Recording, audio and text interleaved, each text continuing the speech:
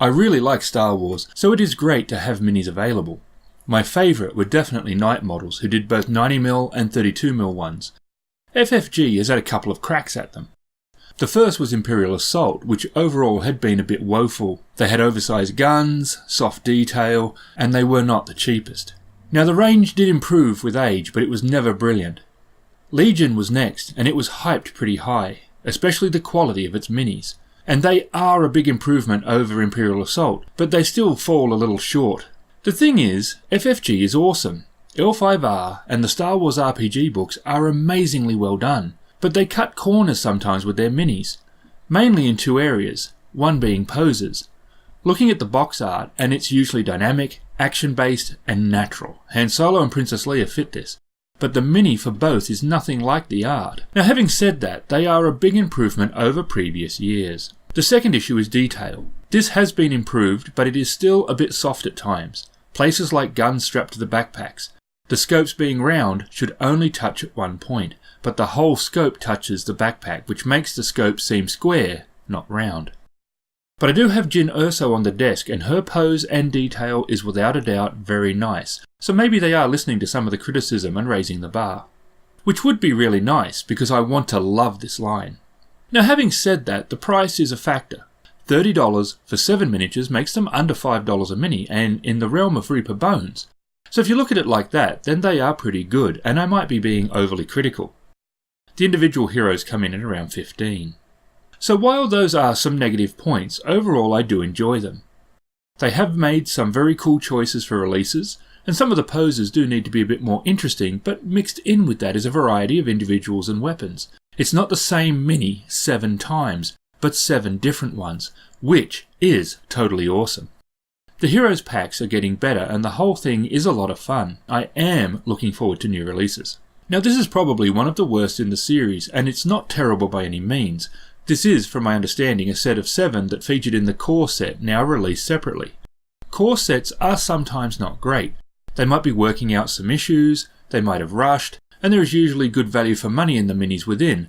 To make it affordable for the company, maybe they take some shortcuts. It is also one of the first releases by default. These are Rebel Infantry, your line and file. I think there are a couple of female soldiers in the mix as well, and you really can't tell, which is good. They are in the same overall gear as the guys and armed with similar stuff. They are not sexualized in any way, and there is also a Duros, which is my favourite in the box. The backpacks are nice with decent detail. The gun one is the only one with an issue. The gun detail is pretty soft, and the join to the figure was a decent sized gap.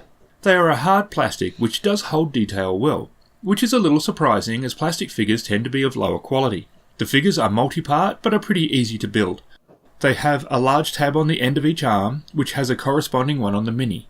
Both arms are different, so you can't get it wrong. Big pieces like the coat and torso have a larger tab and a slot to fit it in. They didn't fit quite as easy as I expected, but it still wasn't that hard. Superglue was needed to fix the piece in place. You will have to hold the piece if it is one of the connected 2-arm ones, as they want to pop back out. But it didn't take long for the glue to set. There was a small gap on the arms, but putty fixed that. Would it be nice if putty wasn't needed? Sure, but it really wasn't that big a deal. I got these for the RPG and for fun, but you do get a bag of Legion-related cards and tokens for use in that game. Each mini comes in its own bag, which is great. There are instructions, but they are woeful. If you keep all the pieces for the minis together, you can't go wrong, and won't have to work out what goes where later. I was batch painting them and mixed them up. It didn't take long to sort out, but it was extra time that you don't have to waste if you do just a little organisation. The bases are praiseworthy, big and thick, really solid. I love them, seriously good quality for those flat bases. I chose to do decorative ones instead, but these will totally be reused. The minis have no foot tabs, which I also love.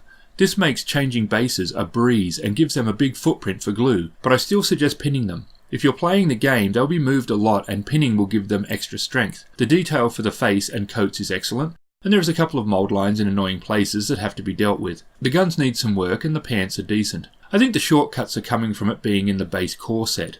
I went with a neutral palette for these guys, but the commandos are out now as well, and I can go a bit more colourful for those Endor guys. I think with how the new releases are looking, there are improvements to these minis, mixed with the interesting choices they are doing for characters. It's a really nice mix of unknown soldiers and known characters. Sabine Wren, Krennic, Veers, Stormtroopers, Scout Troopers, and now a Clone War box. There is a lot of interesting stuff, and I hope they keep mixing it up.